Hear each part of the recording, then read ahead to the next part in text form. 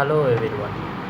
Now we are going to see about the graded nature of the injury response. It is important to recognize that the response to injury is graded. The more severe the injury, the greater the response. The concept not only applies to physiological metabolical changes but also to immunological changes and security.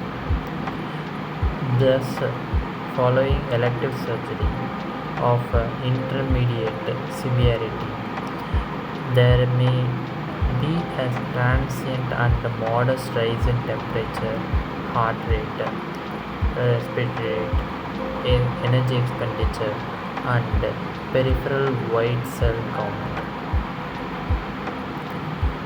Following major trauma sepsis, these changes are accentuated, resulting in systemic inflammatory response, hypermetabolism, marked catabolism, shock, and even multiple organ dysfunction, so-called modes. It is important to recognize genetic variability plays a key role in determining intensity of the inflammatory response. Moreover, in certain circumstances, the severity of the injury does not lead to an simple dose-dependent metabolic responses, but rather leads to quantitatively different responses. Not only is the metabolic response graded, but it also evolves with time.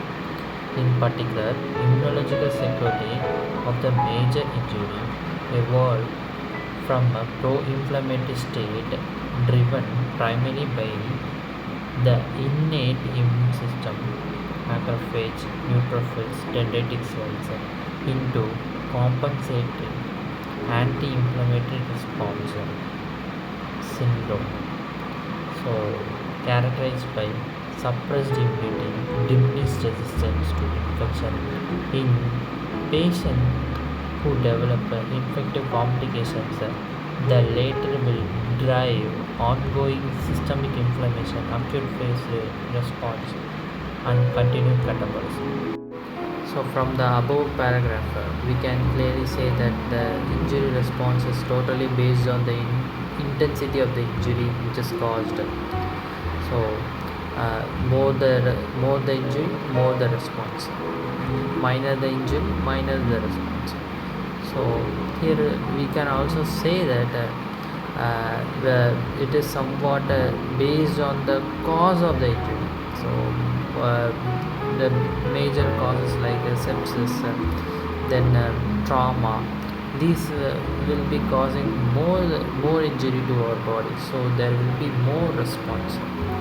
So these responses are mainly quoted by pro-inflammatory states and compensatory anti-inflammatory response.